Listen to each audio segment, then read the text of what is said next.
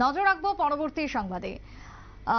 প্রাক্তন মন্ত্রী তথা প্রাক্তন বিধায়ক প্রয়াত সুরজিৎ দত্তের ৭৫তম জন্মদিন উপলক্ষে অমরপুর ব্লকে আজকে দুস্থদের মধ্যে সামগ্রী বিতরণ করলেন ১৮ নম্বর ওয়ার্ডের কর্পোরেটর অভিষেক দত্ত এবং তার সাথে উপস্থিত ছিলেন চেয়ারম্যান নগর পঞ্চায়েত সমিতির চেয়ারম্যান নগর পিতা সহ অন্যান্যরা উপস্থিত ছিলেন। তবে সকল গ্রামবাসী, বিশেষ করে যারা এই বন্যার ফলে ক্ষতিগ্রস্ত হয়েছেন, যারা দুস্থরা রয়েছেন, প্রায় ৩০০ জন দুস্থের হাতে এই সমস্ত সামগ্রী প্রদান করা হয়েছে।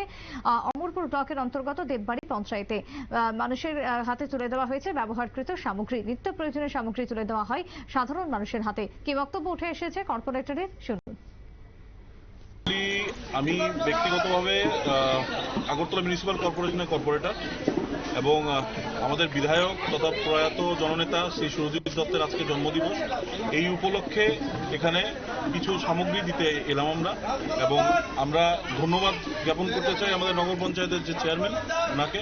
উনি সব পুরো অ্যারেঞ্জমেন্ট করে দিয়েছে আমাদেরকে, এবং আমরা ৩০০ পরিবারকে মশারি, চাদর এবং মানে মোটামুটি একটু ঠান্ডা আটকানোর জন্য যেই ল্যাবটা হতে পারে, এই ল্যাবটা, বালতি, একটা মগ ওদেরকে পরিবারকে দিয়েছে।